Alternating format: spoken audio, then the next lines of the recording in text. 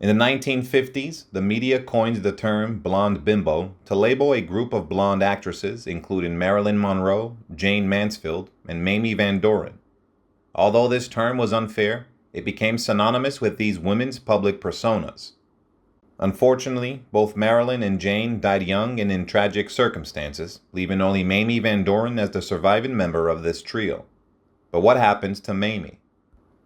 Well, as of 2015, Mamie is still alive and thriving at 84 years old. She has become a gay camp icon and even has her brand of wine, which she sells on her website. In addition to her entrepreneurial pursuits, Mamie also writes a blog where she shares intimate details of her past relationships in a segment called Bedtime Stories.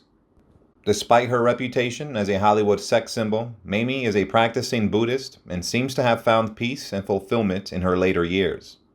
She remains unapologetic about her past and embraces her sexuality with contemporary topless and naked photographs of herself available for purchase on her website. Mamie Van Doren, a voluptuous starlet, has had a career in Hollywood that has been nothing short of iconic. Despite tasting some success, she never stopped playing the game and remained in the spotlight for decades. One thing that sets Mamie apart from other Hollywood starlets of her time is her boldness when it comes to men. If she fancied a man, she would often bed him without hesitation, and sometimes even wed him. Her story is a testament to her confidence and self-assurance in a world where women were often expected to be submissive. Today, Mamie is still going strong, and unlike many of her contemporaries, she takes pleasure in discussing and writing about her romantic escapades. Joan Olander, who later became known as Mamie Van Doren, was born in South Dakota in 1931. When she was 9 years old, her family moved to Los Angeles, where she would later begin her journey to stardom. At the age of 18, Mamie gained local fame after winning the title of Miss Palm Springs in 1949. However, her newfound attention also attracted the interests of Howard Hughes, a well-known Hollywood mogul and infamous womanizer. Mamie claims that Hughes seduced her when she was just 15, but the dates don't quite add up. Despite this, their affair continued for the next 5 years, even when Mamie was married to someone else. In 1950, Mamie married Jack Newman, a men's sportswear manufacturer. However, the marriage was short-lived when Jack attempted to throw Mamie off their apartment balcony on their honeymoon. Around the same time, Mamie began working at the El Rancho in Las Vegas, where she met Charlie Fischetti, Al Capone's gangster cousin, and became his lover for several months. In 1951, Mamie met champion boxer Jack Dempsey, and the two became briefly engaged before calling it off. Mamie claims that Dempsey was a lousy lover, which was something she took seriously in her men. Once signed by Universal Studios in 1953, Joan Olander became Mamie Van Doren. Universal, always on the lookout for a good gimmick, decided to name her after the newly inaugurated First Lady, Mamie Eisenhower.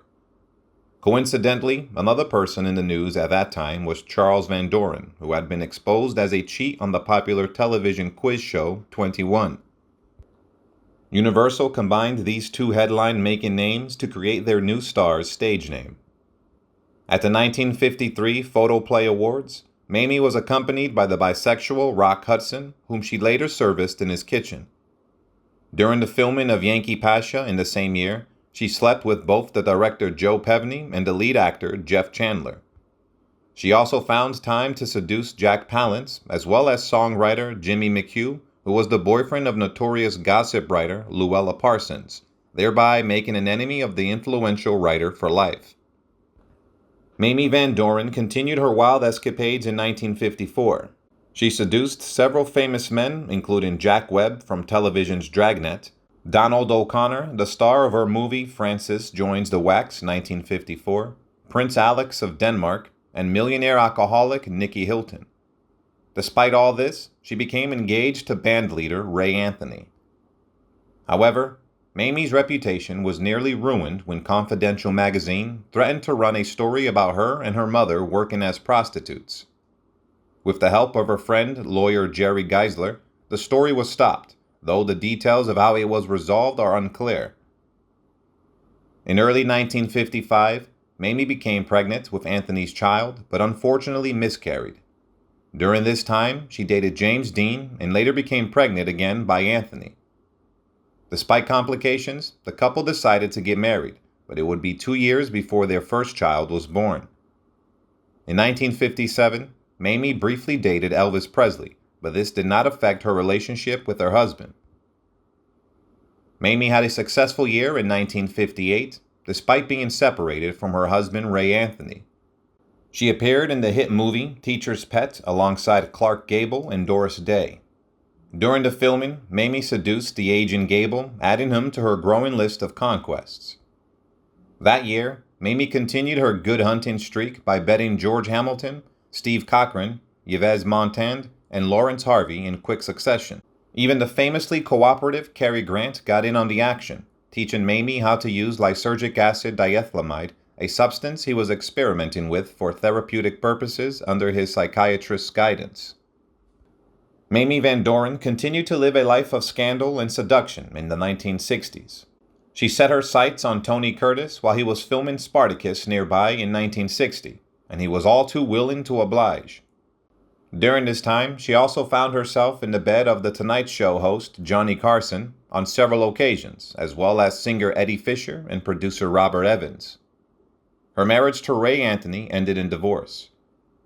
Mamie then began a relationship with baseball player Bo Belinsky, and by 1963, they were engaged to be married. She even received help from Judith Exner Campbell, the infamous girlfriend of President John F. Kennedy and mob leader Sam Giancana, in picking out her engagement ring. However, their wedding was called off, possibly because Mamie chose that year to appear in PB magazine, a move that likely did not sit well with Belinsky. In 1964, Mamie Van Doren had a relatively quiet year compared to her usual standards of scandalous behavior. She had a fling with rock singer Johnny Rivers, but soon met and became involved with Hollywood heartthrob Steve McQueen, whom she met at Johnny's Whiskey A Go-Go nightclub. In 1965, she made headlines as the latest love interest of New York Jets quarterback Joe Namath, but their relationship quickly fizzled out as Mamie moved on to briefly date singer Tom Jones. However, the following year, Mamie surprised everyone when she suddenly tied the knot with 19-year-old California Angels pitcher Lee Myers while visibly pregnant with another man's child. Despite the pregnancy, Mamie had an abortion and her marriage to Lee Myers ended in divorce just 2 years later. Tragically, Lee was later killed in a car crash. In 1968 and 1970, Mamie ventured on 2 entertainment tours to Vietnam, where she spent much of her time with injured soldiers in hospitals. While there, she worked hard, played hard, and made a significant contribution to their morale. Even though Bob Hope was present and performing, she had no time for him. After a brief fling with Burt Reynolds in 1972, Mamie became involved with Richard Nixon's re-election campaign later that year. Following this, she married Ross McClintock, executive vice president of Fluor Corporation. However, Mamie admits that she never loved him, and as a result, the union was annulled in 1973. Mamie's next love interest was actor Thomas Dixon, whom she met while touring with the play Will Success Spoil Rock Hunter in 1974. Although it took 5 years, they eventually tied the knot in 1979 and have remained happily married ever since. Mamie Van Doren has always been insistent that she never cheated on any of her husbands. However, in her autobiography titled Playing the Field, she admits to having had numerous affairs with famous men. Among them were boxer Art Aragon, actors Van Johnson and Warren Beatty, and even astronaut Buzz Aldrin. She even joked about Aldrin, saying, "After all, a man who could make it to the moon could make it with me any time." And it turns out he did. Despite her scandalous reputation, there is no denying that Mamie Van Doren is a survivor. She embodies the quintessential Hollywood blonde bombshell from the era of casting couches and on-set affairs. It's worth noting that not all of Hollywood's predators were men, but the majority were. Through it all, Mamie has managed to come out on top, a true testament to her strength and resilience. Thanks for watching, and goodbye.